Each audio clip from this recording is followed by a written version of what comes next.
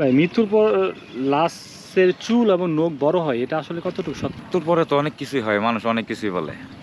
মৃত্যুর পরে এই লাশ বার হয়ে যায়, এখন এইগুলা বলতে গেলে যে আপনি বলতেছেন মৃত্যুর পরে চুল বড় হয়ে যায়, এই নখ বড় হয়ে যায়, এগুলা দেখবেন যে লাগে, কিন্তু আসলে এটা বাস্তবে হয় না।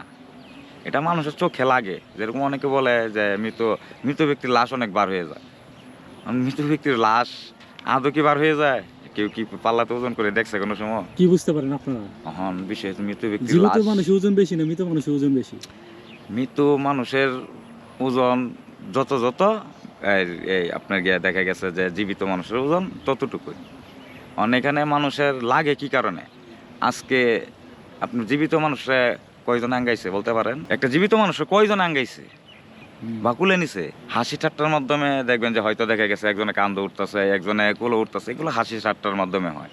কিন্তু একটা মানুষ যখন মারা যায়, তার জন্য অনেক খারাপ হোক বা ভালো হোক, তার জন্য 10 জনে আসে হেল্প করার জন্য। তখন দেখা গেছে যে খাটিয়াতে এই 4টা থাকে, তখন দেখা গেছে 4 জনে মিলে লাস্টারে এই তার মৃতদেহ শনাক্তকরণ কাজ যেটা সম্পূর্ণ করার ওইটা করার থাকে। কিন্তু এগুলো মানুষে আর কি বলে যে 4 জনে নেই। আমি জীবিত মানুষ, আমি কি কখনো যাই আমি খাটিয়াতে ওঠার জন্য, বা এই 4 জনে আমাকে নিয়ে যাবো?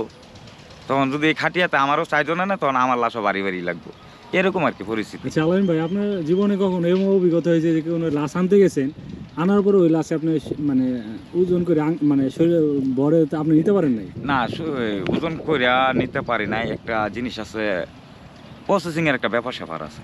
এখন মানুষটা আমি 55 কেজি, এখন যদি আমি বলি যে না, আমি 70 কেজির বোঝা নিয়ে চলতে পারবো, এটা কি আমার পক্ষে সম্ভব? আচ্ছা। গাধা যতই গাধা হোক, তার কাঁধে আপনি যত কিছু তুলে দেন, দেখবেন যে সে যতটুকু নেওয়ার ক্ষমতা রাখে ততটুকুই নিবে। এর চেয়ে বেশি যদি তুলে দেন, সেও একসময় মাটিতে গড়াইয়া পড়বে। তে আমাদের ক্ষেত্রে ওরকম হয়েছে কোরকম এরকম যে এখন বিষয়টা আনতে হচ্ছে গেছেন আনতে পারেন নাই? না, আনতে পারি না যে এরকম কিন্তু কিছু কথা না, হয়তো কষ্ট হয়ে গেছে, কিন্তু যেগুলা পুলিশ কিছু হইব বা পুলিশের সংবাদ দেবো, ওইটা আনতেই হইব। যে কোনো মূল্যে? হ্যাঁ, যে কোনো ইয়েতে আনতেই হইব। এনে বিষয়টা হচ্ছে যে এই পরশুদিনই তো যে আপনি গুরুস্থানে মনে হয় গেছিলেন বা 2টা ফুটেজ দিয়েছিলেন, ওই যে 2টা ব্যক্তির আমি গোসলখানায় উঠাইছি, মোটামুটি আমার চেয়েও উঁচা উঁচা ছিল। তো এখানে দেখা গেছে আসলে শক্তির কোনো কাজ না, সব বুদ্ধির কাজ। টেকনিক। হ্যাঁ, টেকনিক কাজে লাগাইতে হয়। এই যে আপনি বললেন যে লাশ তো লাশেই, এরকম নির্জন জায়গায় দেখবেন যে লাশ পড়ে রয়েছে বা ধরার মতো কেউ নাই, শুধু পুলিশ প্রশাসন আর আমরা। দেখবেন যে বাহির তো কোনো লোক নাই যে লাশটারে ধরে হেল্প করে দেবো, তখন দেখা গেছে এই একাই আনা লাগে, তখন ওখানে শক্তির কোনো কাজ নাই, যা আছে সব মনে করুন বুদ্ধির কাজ বা টেকনিক কাজে লাগাইতে হইব। এলা লাশ যতই বাড়ি হোক ওগুলো ওজন তো মিনিমাম আমরা 70 কেজি হয়ে যায়, এর চেয়ে বেশিও হয়। 70-80 কিন্তু এনে কেজি। কাজ হয়েছে আপনার এই ইয়ের উপরে, টেকনিকের উপরে। জোর খাটালে সব কিছু হইব না। আপনি দেখেন এই যে মানুষ বললো না যে খাটিয়াতে 4 জন মিলে একটা লাশ নিতে গেলে গুরুস্থান পর্যন্তই কয়টা কাঠ বদলাইতে হয়। তো আমার ক্ষেত্রে ওইটা না, দেখা গেছে দেখেন এই লাশ ময়নাতদন্ত শেষে বেয়ারিশ লাশগুলো যখন আমি এই গুরুস্থানে নিয়ে যাই, তখন আমার একাই কাজ করতে হয়, তখন একাই কাজ করা লাগে, তখন লগে আর কোনো লোক থাকে না।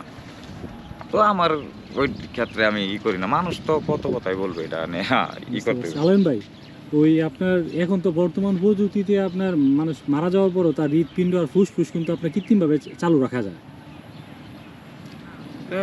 তথ্য প্রযুক্তি এটা হইতে পারে বহির্বিশ্বে বা দেশের বাইরে, আমাদের বাংলাদেশে এটা সম্ভব না। আপনার এইটা মানে ফুসফুসটা আর আপনার কিডনি আপনার ওই হৃৎপিণ্ডটা যদি আপনার সচল রাখা যায়, সেই ক্ষেত্রে শরীর কোনো গরম হয় না, মানে হয় না, নরম একদম শক্ত হয়ে যায় না।